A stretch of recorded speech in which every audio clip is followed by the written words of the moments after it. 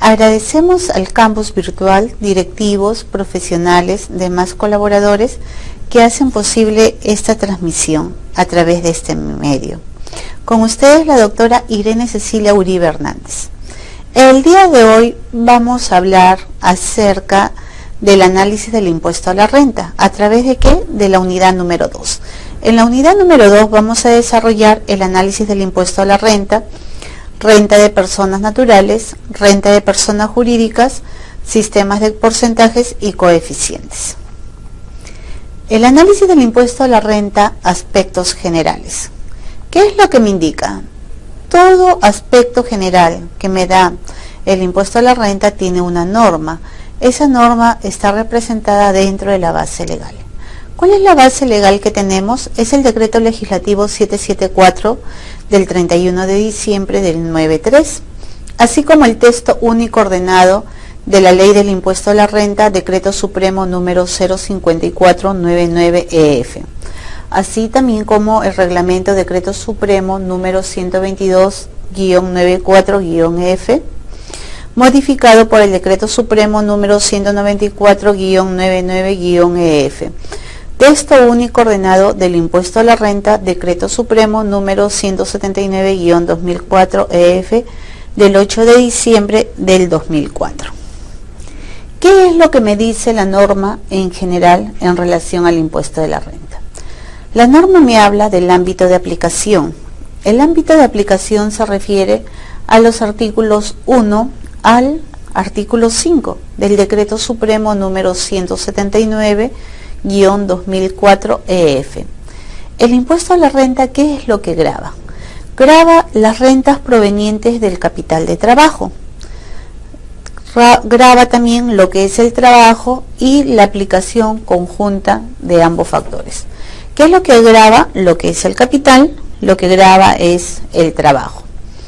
Entendiéndose como tales aquellas que provengan de una fuente durable y susceptible de generar ingresos periódicos.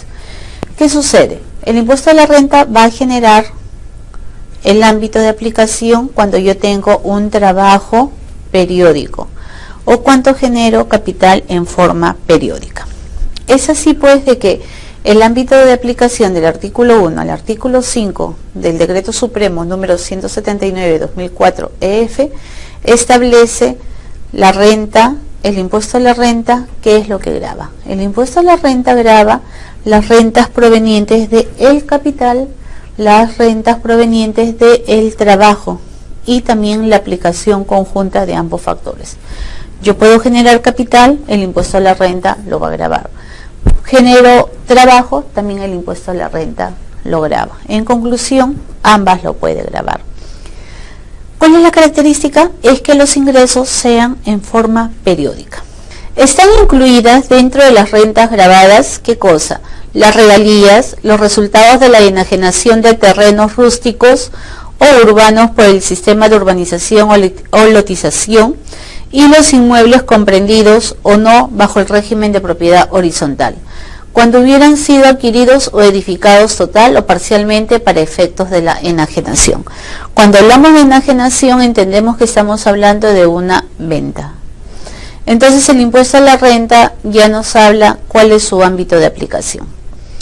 También, ¿cuál es el ámbito de aplicación del impuesto a la renta? Se identifica cuando las operaciones que generan ganancias de capital se encuentran en lo siguiente: la enajenación, rendición o rescate según sea el caso de acciones y participaciones representativas del capital, acciones de inversión, certificados, títulos, bonos, papeles comerciales, valores representativos de cédulas hipotecarias, obligaciones al portador u otros valores al portador y otros valores mobiliarios.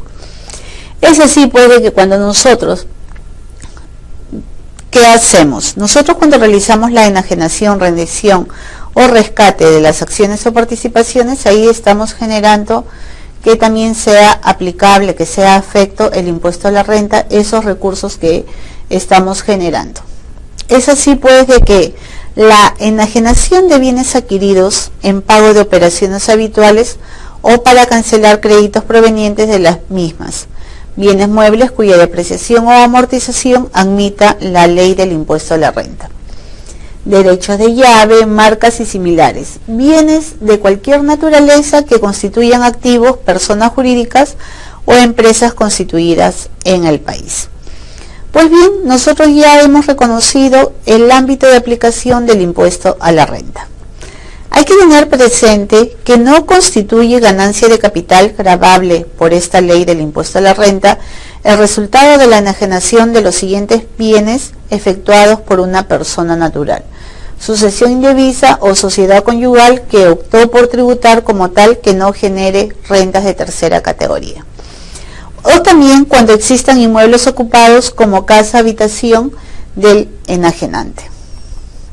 También debemos tener en cuenta que los bienes muebles distintos a los señalados en el inciso A, artículo 2 del Decreto Ley 774, acciones y participaciones representativas del capital y acciones de inversión, certificados, títulos, bonos y papeles comerciales, valores representativos de cédulas hipotecarias, obligaciones al portador u otros valores al portador y otros valores mobiliarios.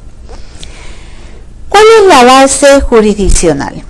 La base jurisdiccional es pues el Decreto Supremo 179/2004 EF, que indica el artículo 8 y 9 de esta norma, que es el Decreto Supremo, que están sujetas al impuesto la totalidad de las rentas gravadas que obtengan los contribuyentes que conforme a las disposiciones de esta ley se consideran domiciliadas en el país, sin tener en cuenta la nacionalidad de las personas naturales, el lugar de constitución de las jurídicas ni la ubicación de la fuente productora.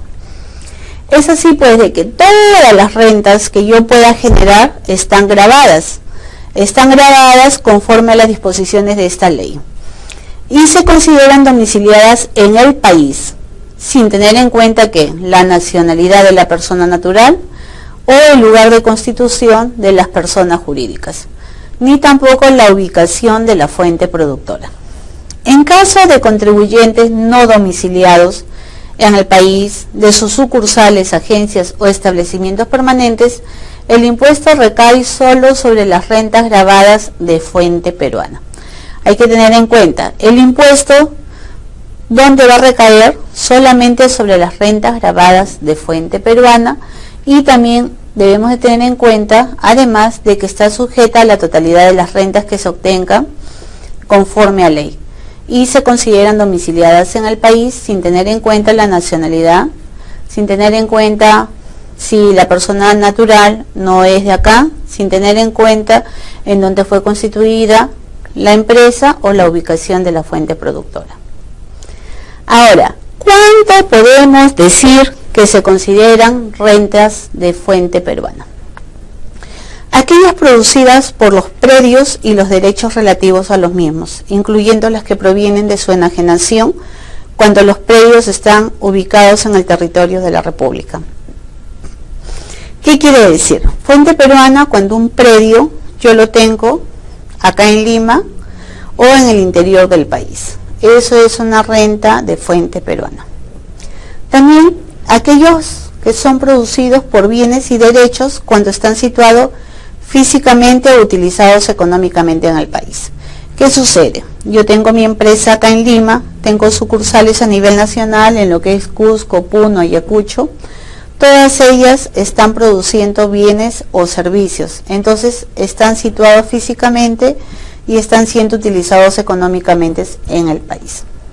Pues bien, entonces ya hemos visto todo lo que es el impuesto a la renta, lo que la norma me dice. Pero ¿qué sucede? Dentro del marco del impuesto a la renta, ¿qué pasa? El impuesto a la renta, como es tan amplio, se va a pasar a clasificar cómo se genera el impuesto a la renta en cada una de las respectivas personas naturales y personas jurídicas. Es así de que nosotros estamos dando por concluido el impuesto a la renta. El impuesto a la renta, lo que es la norma general.